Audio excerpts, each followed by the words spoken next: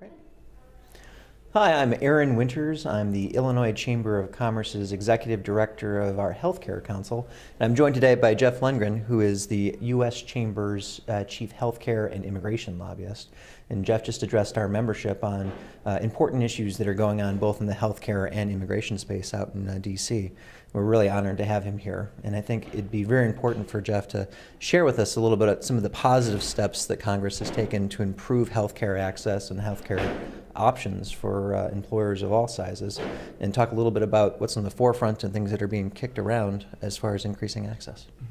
Sure. Well, I think on the regulatory side, a lot of folks are very interested in association health plans. We've been trying to work with the administration on that. I think a lot of chambers would be interested. Access to affordable plans among small businesses continues to be a large challenge, and so there is promise that there might be better options, more options for small businesses in particular. So that's something that we're continuing to work on. A lot of businesses and individuals are now utilizing health savings accounts. So there's a bipartisan bill in the House that would really help modernize and streamline a lot of the ways that you can utilize HSAs, make them more workable, and help address a lot of the limitations on the current usage. Sure. And obviously the Illinois Chamber supports competition in the marketplace, and more options for employers is always something that we want to strongly encourage to keep healthcare costs low.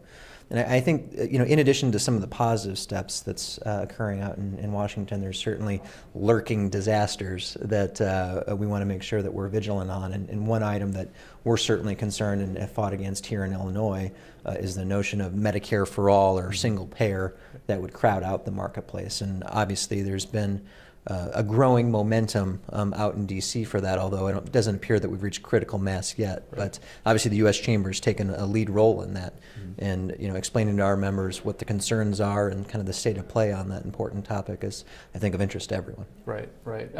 We strongly support the employer-sponsored system. We think that it gives the best value. It's the way that more than 178 million Americans receive their health care. It's been a foundation of our current system.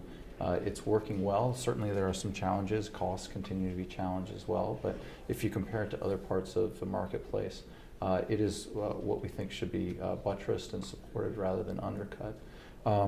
We are very concerned about Medicare for all. It's not something that's an immediate threat, but it seems to be growing. I referenced Senator Bernie Sanders. He's always been kind of the crazy uncle in Congress, if you will.